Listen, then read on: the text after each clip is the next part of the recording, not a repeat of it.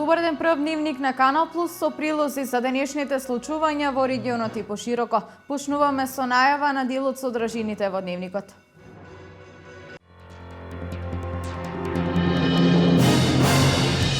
Презентиран оперативниот план за активните мерки за вработување за наредната година. Досега со активните мерки вработување обезбедиле над 7400 лица. Општина Карбинци доби детска градинка. До крајот на годината 12 градинки се изградени или обновени. Идната година се планира нови објекти и обнова на старите во 12 општини во државата. Отстранете дефектот на така наречениот бугарски канал близу Кочанско Спанчево. Комбајните влегува да го соберат оризот од Кочанското поле.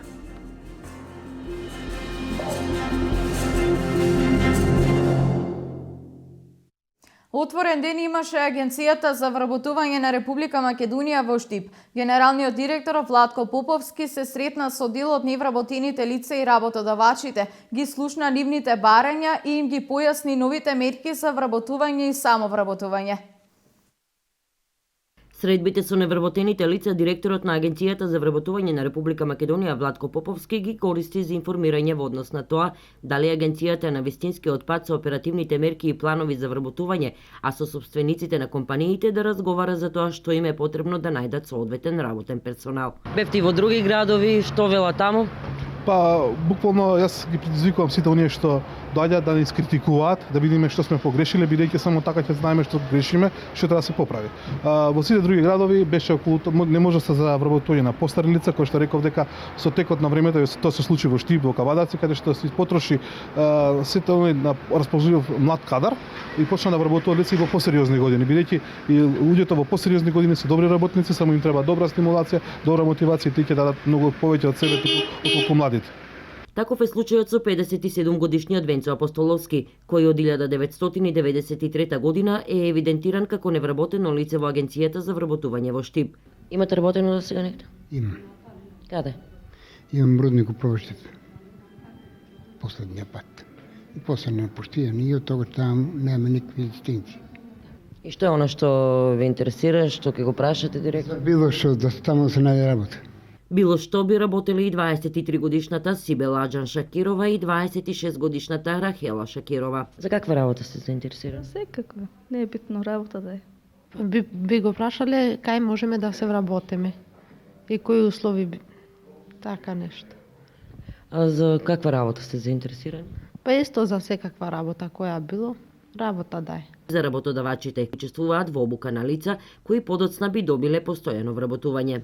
Користив во програмата за фасадери, значи обука од 3 месеци и сега треба да полагат за лиценцирани фасадери. И колку сте задоволни од мерките? Па задоволна сум, за сега сум задоволна. Првото што беше преку Заводот за вработување, значи имаше 8 учесници, значи тие беа редовни, целата програма редовно се посетуваше и имавме доста добри резултати, бидејќи уште во првиот круг една од ученичките веќе е задржана на работа. Поповски пред Штипјани го представи оперативниот план активни мерки и програми за 2016 во кој се вклучени и вработените лица кои имаат потреба од нова вештина и технологија, мобилност на работна сила и самовработување на лица со инвалидитет. Покрај тоа што им даваме 5000 евра за грант за нивно вработување, војно може да вработи уште 2 дополнителни лица во нивната компанија и да го реализираат својот сон, да имаат собствена компанија, да бидат сами своји газди и да работуваат сами за себе. Интересот за оваа најнова мерка од страна на лицата со инвалидитет веќе предизвикува внимание во Штип. Досега имаме 12 лица, има и обуки да почнат веќе да се ги спремат сите потребни документи за да можеме да од дел од тие да си го оформат својот бизнис. Анализата за тоа колку владините мерки се користени од страна на невработените се врши со помош на Равенка, истакнува Поповски. Буквално сите градови ги опфаќаме. Колку што има апликации и се квалитетни, гледаме да ги опфатиме. Значи ќе намалиме таму кај што имаме повеќе, гледаме во тој град. Значи едноставно никого не ставаме на страна. Сите да добијат соодветно од колачот кој што го нуди. 7.400 нови вработувања, од кои над 1.600 се на истокот од државата. Ова се досегашните ефекти од владините активни мерки во рамки на проектот Македонија вработува. Ова се одлични цифри за кои предвидувањата се дека и во иднина ќе растат, изјави министерот за труд и социјална политика Диме Спасов во Карбинци. Проектот Македонија вработува според последните бројки заклучно со денешниот ден има над 7.400 ново отворени работни места од кога е започнат да се реализира. За Источна Македонија има околу 1.600 отворени работни места преку проектот Македонија вработува. Штип има околу 420 нови работни места преку овој проект. Кочан има околу 460 нови работни места преку проектот Македонија вработува. Ова е успешен проект кој што им помага на македонските компании, меѓутоа им помага и на македонските граѓани.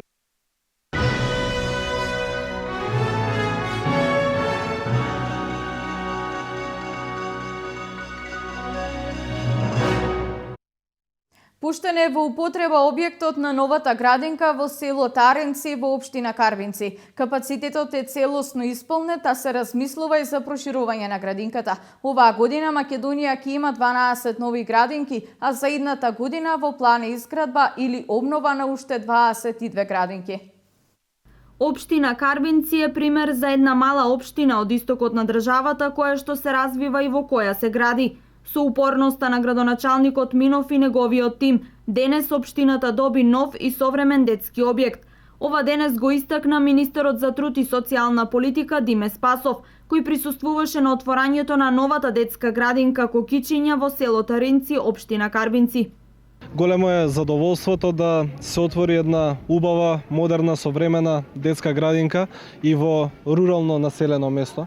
Тука во општина Карбинци минатата година започнавме со изградба на еден нов објект и веќе денес го свечено го пуштаме во употреба. Станува збор за капацитет за 50 дечиња за вкупна инвестиција од околу 14 милиони денари. Министерството за труд и социјална политика учествуваше со целосно опремување на овој прекрасен објект со соодветната опрема која што е потребна. Битно е да се напомене дека од денес па натаму општина Карбинци добива собствена градинка, со собствена кујна, со собствен кадар кој што понатаму ќе има можност и да го надградува. Веќе има побарувања за 70 места, така да верувам и во наредниот период заедно со градоначалникот ќе бараме начини како да се прошири постоечкиот капацитет со цел да создадеме можност да се згрижат повеќе дечиња. Ова е 9-та поред градинка која е отворена годинава и која ќе го реши проблемот на згрижување на децата од неколку села во регионот. Оваа година успеавме да создадеме капацитет за околу 550 дечиња да се сместат дополнително во детските градинки. До крајот на годината очекувам да се отворат уште 4 детски градинки, со тоа да се зголеми капацитетот за плюс 250 или пак вкупно околу 800 дополнително нови места да се создадат во детските градинки. Во само неколку години Министерството за труд и социјала, сегашниот и претходниот министер отворија повеќе од 40 градинки. Во оваа градинка капацитетот е 50 деца, а веќе 70 аплицираат. Тоа е прекрасна вест и за општина Карбинци и за Источна Македонија. Денеска е историски ден за општина Карбинци, затоа што за прв пат се отвара градинката. Тоа е комплетно нова градинка со капацитет од 50 дечиња, како што кажа и претходните говорници. Ние како локална самоуправа дадовме нашиот максимум за да можеме во најбрз можен рок да ја изградиме оваа градинка и денеска со гордост сакам да најавам дека е пуштена во употреба. Покрај општина Карбинци, наредната 2016 и Штип треба да добие нова детска градинка. Истовремено се врши изградба на нов објект и во Оризари, Кочанско и општина Делчево. Инаку, последните неколку години отворени се над 40 детски градинки и уште 25 приватни, што представува значително зголемување на постоечките капацитети за згрижување на деца во предучилишна возраст. Така наречениот бугарски канал кај Кучанско-Спанчево, кој предизвика проблеми во одводот на водите, викендов се санираше. Неговото попуштање од поројните дождови направи штета на 100 хектари под се уште неожњан ориз. Со истекувањето на водите создадени се услови за влегување на комбајните во оризните полиња. Градежната оператива и механизација викендов работеше на санирање на последиците од попуштањето на ободниот канал, така наречениот бугарски канал кај село Спанчево Кочанско. Каналот кој од обилните дождови минатата недела се излеја и наместа попушти и направи големи штети на оризовите полиња, полни со се уште неожнеан ориз во атарот на Спанчевско, Соколарско и Облешевско поле. Започнеме со санација на ободниот канал, поточно помеѓу местото Бања и Спанчево, кај што минатата недела како последица на големите врнежи од дожд кои што падна некаде околу 100 литри на метар квадратен, дојде до излевање на каналот и до рушење на насипот на водниот канал, при што дојде до поплување на одредена количина на одредени површини овде, но сето тоа беше со незначителни штети и Водостопанство Брегалница, значи излезе на лице место на терен и ја санираше штетата, како што гледам веќе за 2 дена, каналот е саниран и за да може да се овозможи проток на сите води што доаѓаат од стивното подрачје на Суговијата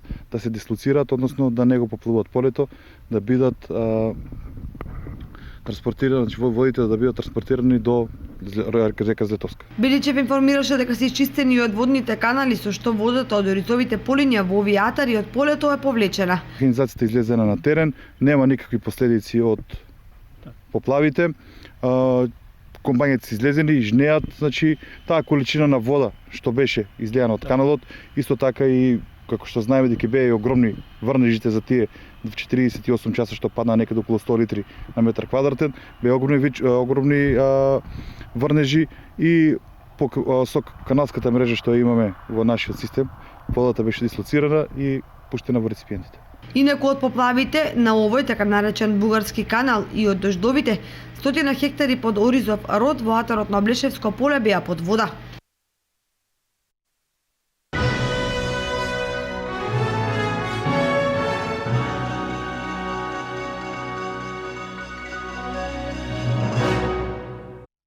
Секторот за внатрешни работи Штип ја реализираше првата мешана патрула во Делчево. Опфатена беше урбаната заедница Втори реон, а целта е граѓаните да имаат увид во безбедносната состојба на местата со мешан етнички состав.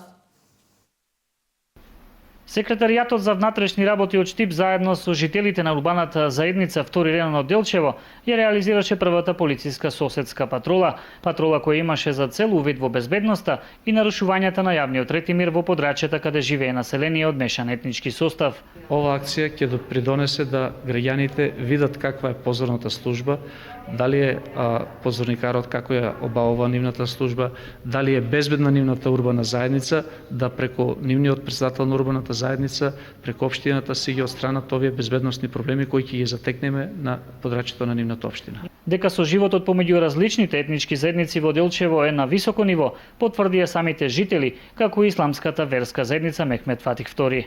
Овде живеам 61 година со разни народности. Има со мене се живеали и турци, и роми, немаме никакви проблеми, дури си одиме едни на други како гости за Бајрам, они доаѓаат за Велиден. Во нашето градче, посебно џамијата, никогаш не сме имале проблеми, секогаш имаме соработка, не само од верски и национален интерес го гледаме заедничко, не се гледа националноста и не се дели народноста, не се гледа и верска мрежа не постои кај нас. Она што е забележано како единствен недостаток од председателот на урбаната заедница е присуството на млади лица кои немаат жителство, а подолго време живеат во Делчево. А тие не се регистрирани тука, па ја би замолил така чисто полицијата да тие ги регистрира, да се видат од кај се, дали имаат тука место за живење, дали се пријавени и тоа. Претходно секретаријатот за внатрешни работи Штип заедно со родителите на подрачјето на Делчево реализираше мешана патрула во која беше направен увид како младите го трошат своето слободно време во ноќните часови. Во вашата општина која ја правевме последната мешана патрула, имаше забележено малолетници на кои им се овозможува присуство после 24 часот.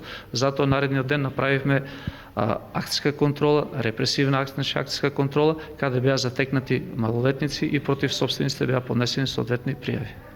Инаку оваа соседска патрола според најавите ќе опфати и други градови кои ги покрива секретаријатот за внатрешни работи од Штип.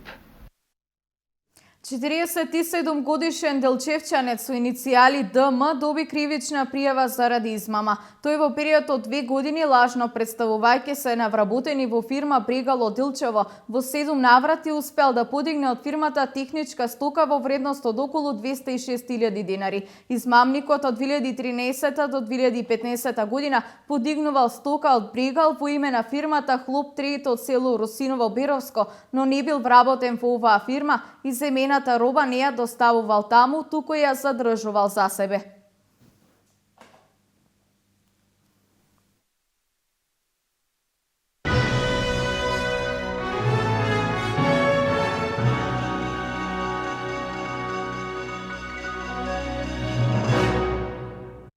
Комплет од книги добија учениците од прво до трето одделение во основното општинско училиште во Делчево. Активноста е дел од проектот на USAID со читање до лидерство кој училиштето започна да го спроведува во мај годинава. Нов фонд на книги добија одделенските библиотеки во основното општинско училиште Ванчо Прке во Делчево. Преку проектот на USAID со читање до лидерство, секој клас од прво до трето одделение доби библиотека на тркала, комплет од 10 книги, сликовници прилагодени за нивна возраст и приречник за користење. Тоа е еден многу убав проект кој што ни овозможува еден модерен начин на и приод во наставата, посебно по македонски јазик. Одделенската библиотека за учениците од прво, второ и трето одделение и за подрачните училишта од Габрово и од Звегор. Со тоа се зголемуваат фондот на книги во училиштето, бидејќи преку обуката од јазична писменост нашите наставници, односно моите колеги, веќе си оформија своји одделенски книги и сега еве уште една убава можност преку спроведувањето на овие активности од проектот со читање до лидерство да се збогатуват фондот на книги во одделенската библиотека. Учениците со задоволство ги прифатија книгите, од кои заедно со своите наставници на часовите ќе го збогатуваат своето знаење. Што добивте денес? Книги. Со секоја книга сме по-богати. Книгите служат за да се читаат и да научиме нешто повеќе од книгите.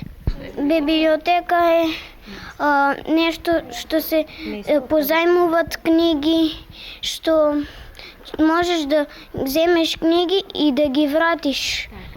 Место во кое се чуваат книгите и им се издаваат на читателите. Ние најчесто читаме текстови. Приказни. Песнички. Имате ли вие библиотека во вашата училница? Имате ли книги? Има. Ви чита ли наставничката? Не чита. Што најмногу ви чита? Песнички. Првите активности од овој проект основното општинско училиште Ванчо Прке ги спроведе во месец мај, кога од страна на USAID беше спроведена проценка на стекнатите знаења по математика и јазична писменост. Проектот се спроведува во уште 60 основни училишта во државата. Вечерва во Виница почнува In Vinica Veritas, меѓународен фестивал на хумор и сатира, традиционално со богата програма и со 320 карикатури од целиот свет. Фестивалот е убава можност за презентација на Виница, а до петок за посетителите нуди богата програма. Од денес до петок Виница ќе понуди вистинска антистрес терапија. Програмата на 7-то издание на фестивалот In Vinica Veritas ќе донесе 5 урнебесни комедии, кабаретски представи, духовни и шармантни приказни посветени и на мажите, но и на жените, во кои играат познати актерски имиња од Македонија и Србија. Според репертоарот на фестивалот во Домот на културата Тошо Арсов, свеченото отварање е вечерва во 19 часот. Со представата Има една земја во режија на Јовица Јашин, по текст на Бојан Љубеновик според книгата Писма од Србија. Во вторник, среда и четврток гостуваат театрите од Штип, Велес и Битола, кои играат со представите Лулка, Спанек со пражени компири, Без паника, а во петок на затварањето гостува најпознатиот балкански театар од Белград со представата Чај од Јасмин. Отварањето на фестивалот се очекува да биде во присуство на министерката за култура Елизабета Канчевска-Милевска, која ќе има свое обраќање пред публиката кога и официјално ќе бидат врачени наградите на најдобрите карикатуристи од Иран, Колумбија и Романија. Покрај представите и карикатурите, на вториот ден од фестивалот ќе биде промовирана и нова збирка од афоризми, а паралелно режисерот Саша Нацевски ќе одржи неколку едукативни работилници за средношколците од Средното општинско училиште Ванчо Праке. Според надлежните, организацијата на фестивалот чини околу 1 милион денари, средства кои се обезбедени од Министерството за култура, општина Виница и повеќе приватни компании.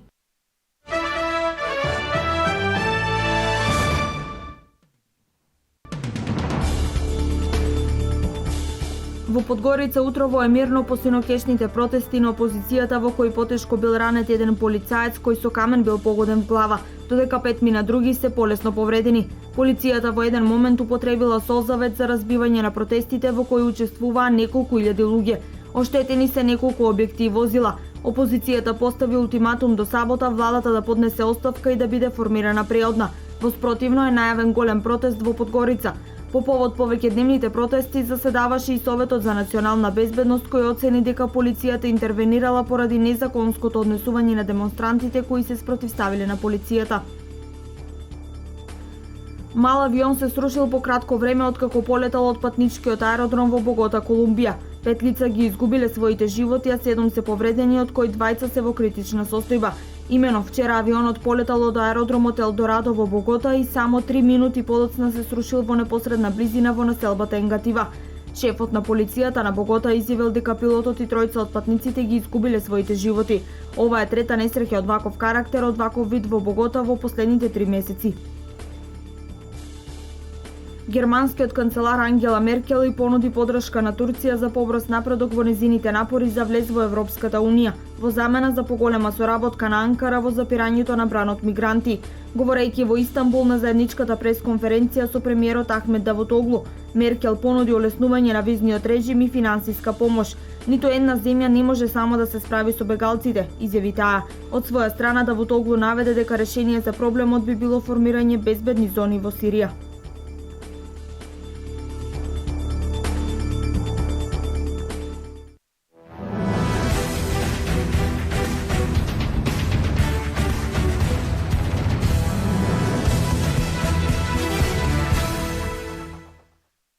По пауза од 2 недели овој викенд се одиграа надпреварите од 10-тото коло во првата македонска фудбалска лига.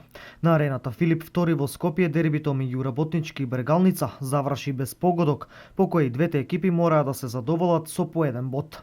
Сега за сега овие две екипи имаат по 11 поени, со тоа што Работнички има одиграно надпревар помалку. Со победата од 3:0 на гостување кај екипата на Шкупи, шампионот Вардар изби на првото место на табелата на првата фудбалска лига, искористувајќи го киксот на досегашниот лидер Шкендија, која одигра нерешено 1:1 на гостување во Охрид со Младост. По 10-тото коло Вардар има бод предност во однос на Шкендија, а во следното коло се игра дербито на двете првопласирани екипи. Вардар ја пречекува Шкендија. Резултатите од 10-тото коло: Силекс Металург 3:1, Шкупи Вардар 0:3, Младост Шкендија 1:1, Ренова Хоризонт 5:2 и Работнички Бергалница 0:0. Табелата по одигрувањето на ова 10-то коло изгледа вака. Вардар е на првата позиција со 26 поени, Шкендија на втората позиција со 25, Силекс 16, Младост 13, Работнички Бергалница и Шкупи имаат по 11 поени, Ренова и Хоризонт по 9 и на последната позиција Металург со 5 поени.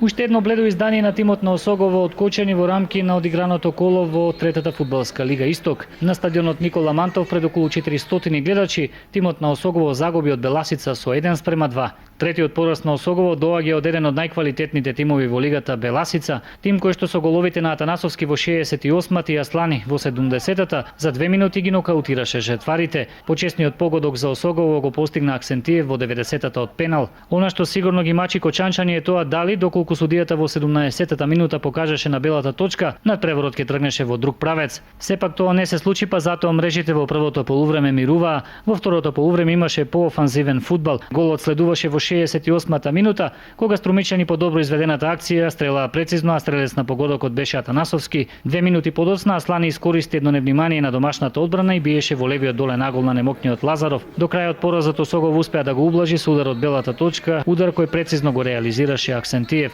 Со оваа победа Беласица е на само чекор од тимот на Плачковица, кој што е лидер во третолигашката фудбалска конкуренција.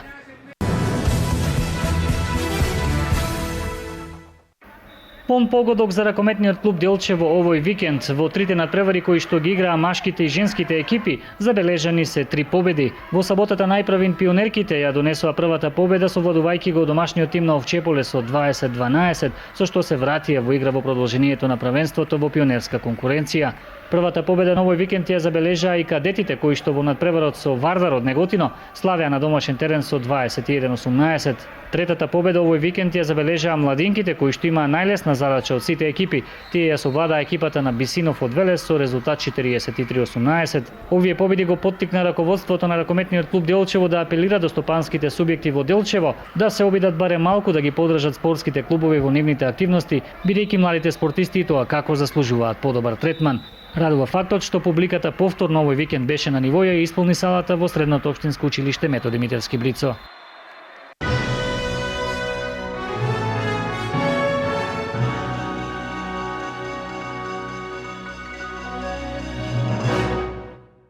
Ова е се во првиот дневник на редното издание во 20 часот. До тогаш пријатно попладне со програмата на Канал Плюс телевизија.